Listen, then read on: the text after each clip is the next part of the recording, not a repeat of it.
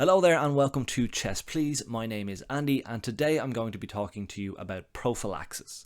So if you're familiar with prophylactics in your everyday life, first and foremost, nice. Second of all, that is because prophylaxis is the broad concept of preventing something that you don't want to happen from happening.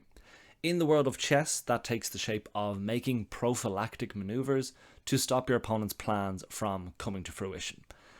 If you've ever played a player that just seemed to have all of the answers to any plans, any tactics, any expansions you wanted to make into their territory, it's likely that they were using prophylaxis against you. And if you learn to use it very effectively, you can be one of those annoying players too. And also it will help you stop forking your pieces every single game. So, what is prophylaxis in chess? Often seen as a defensive maneuver where you're stopping an attack from happening. And it is that. But it also can be used in attacking, in the middle game, in the opening, in the end game, all phases of the game. It's more a broad concept than a specific tactic, but we're going to look at 4 examples today of what prophylaxis is and how you can start to use it. Let's jump on in. So our first example of prophylaxis is here before you, and you can see we're in the opening phases of this game. A pretty standard looking game at the moment, nothing too crazy going on. But one thing that you do want to note is that this knight is pinned to the queen by the bishop, so a little bit of discomfort there, and what is compounding that is our bishop can no longer slide back because of the presence of this pawn. All of which to say that you don't necessarily want any more pressure to build up on this knight, despite it being defended here. So a very, very rudimentary example of prophylaxis is stopping your opponent's plans, and one way in which they can pile more pressure on this knight is by jumping this knight in to d4 here. So a very simple, very normal use of prophylaxis is just something like this, just something c3, clamping down on this square, nowhere for the knight to go into your own territory. To kind of quote Robert Hess, he often talks about this concept of a pawn that is 2 squares in front of a knight, does a very good job of clamping them down. So that's a nice bit of shorthand when you're thinking about like stopping your opponent's pieces advancing into your territory. A pawn 2 squares in front of a knight does a really good job of like stopping them from moving deeper into your territory. They can go sideways, but we'll cross that bridge when we come to it. So that's very, very broadly what prophylaxis is. Let's now take a look at an endgame example so that we can see how we can use it at different phases. So here we have an endgame and it looks pretty hairy for white. We have 2 pawns against 2 pawns, but black has a very active king stopping our pawn from making any progress, and they've got a 2-on-1 over here where our king is a little bit out of the picture. So you might be thinking, okay, this looks like trouble, but if we employ the tactic or the concept of prophylaxis here, we want to see what moves we would hate for black to make, and then we want to see if we can stop those. So in this particular case, I want to stop these guys from making progress down the board in any which way that I can. So a prophylactic maneuver doesn't necessarily get us that much closer to promoting, but if we lodge our pawn in here on g5, then it means that this pawn can never make any progress. If we go 1, we just take and we're home free, and if they push 2 up, then we can go en passant and same thing happens. So that is really locking these pawns into a bit of a deep freeze.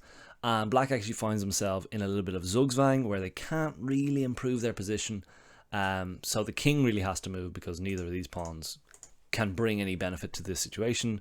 So we might drop back here to c6 and we can just start to push. We can just start to push, and again, with this freeze taking place and the king is a little bit out of the picture, there's no real way for him to get across. So we just keep on pushing. Or, you know, if he comes here, we just keep on pushing. And again, zugzwang happens again. Keep on pushing, put ourselves in opposition to the king whenever we can, and there is really no way for this king to stop promotion here. We just rinse and repeat this whole cycle, and eventually we can do something like this, and even just king b6 here. No, actually, sorry, that goes like this, and then we can just win the race over here. Bang. And that's checkmate. So, long story short, the prophylaxis comes way back here. There, that move. Pawn to g5 locks this whole situation up, stops any plans from advancing on that side of things, and with decent technique, we can get either this pawn home or this pawn home. So, nice bit of endgame prophylaxis there. Let's take a look at our next example, which is kind of a mid-game prophylaxis. Oh my god, it's such a hard word to say. So here we have a mid-game slash end-game, depending on your perspective. The queens are off the board, and a couple of minor pieces are gone from each side as well. But the position is quite closed, both kings very safe. So it is looking to be a bit of a noodle scratcher of a game. A lot of things going on here. So if we're employing the concept of prophylaxis, with so few pieces on the board, it's important to limit the scope of as many of your opponent's pieces as possible. So one potential concept of prophylaxis might be pushing here, blunting this bishop a little, but they have enough firepower, they could open things up. So that's not really the way I want to go necessarily. But it's not a terrible move. One move that I do think is particularly effective in turning this rotten knight here back on h7. This knight has absolutely nowhere to go. So it's got its rook hemming it in here, its pawn hemming it in here on f6. So the only really good square for this knight might be in here to g5, and you might say it's under attack, but they could open things up, and that's in black's favor. So prophylactic cats on. We take a look at something like h4. So now the knight is really clamped in here, and it goes from bad to worse. It goes from depressed to outright miserable. That knight is going nowhere. And in a game where, you know, it really is going to come down to the fine margins, locking in your opponent's pieces like that can be very, very useful to you. So something like that definitely helps to clamp down on your opponent's plans. That's a bit of a mid-game position, again, depending on your perspective. And now we're going to come to my favourite use of prophylaxis, which is prophylaxis in a clinching checkmate attack. Let's have a look. Okay, so here we have a brewing attack on the black king, and here we have our bishop very nicely ensconced here on f6. It is attacking the knight, and it is white to move, but we also have this idea of queen coming in here to h6 and delivering mate on g7. And actually, if you look at the material, taking this knight on its own, we're actually still down material as white. So that's probably not the way I would go about things.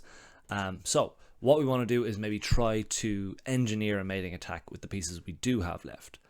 One little hink in the chain here is if we move our queen in here, knight to f5 actually scuppers the whole thing, because not only does it cover this square, it also puts the queen under attack. It gives back plenty of time to stabilize, make a little breathing room for their king, and our mating attack is completely scuppered. So again, all of our lovely mating attacks scuppered by this knight move. So with our prophylactic hats on, there is a way that we can stop that from happening and force unstoppable checkmate. And it's a pretty unassuming move as well, but with the concept of stopping this in mind, it starts to become a little bit obvious. So the prophylactic and winning move here is g4. It's the only winning move for white, and there's really nothing that black can do here. So actually, I think the best line the computer gives black here is actually just even still give up the knight. You can take here, and it doesn't really matter what you do. You can kind of do this, but it's too late, the hero. There is nowhere to go here for the king. There's nowhere to get the queen over there. None of this works, and it's just mate. All thanks to this lovely g4 maneuver, denying the knight, if we take it back a little, denying the knight unencumbered access to this f5 square. So that's prophylaxis in an attacking manner. So hopefully this has been a whistle-stop tour on how to use prophylaxis, whereby you look at what your opponent wants to do, or what's the most annoying thing your opponent could do, and seeing if there's any elegant ways that you can stop that from happening. It's really, really good at stopping knights from advancing into your territory, just seeing, okay, where could they possibly go next? Can I take that square away from them? But that is going to be all from me on prophylaxis today. If you do want to explore the topic a little bit further, many of these positions are taken from a study on Lichess, which I will link down below in the comments. Very, very fun to just kind of play through and find the right prophylactic moves. But I would highly encourage you to start building it into your thinking to stop knights advancing into your territory, stop defensive resources that your opponent has, and just across the board, prophylaxis are the way to go. All the best. Take it easy.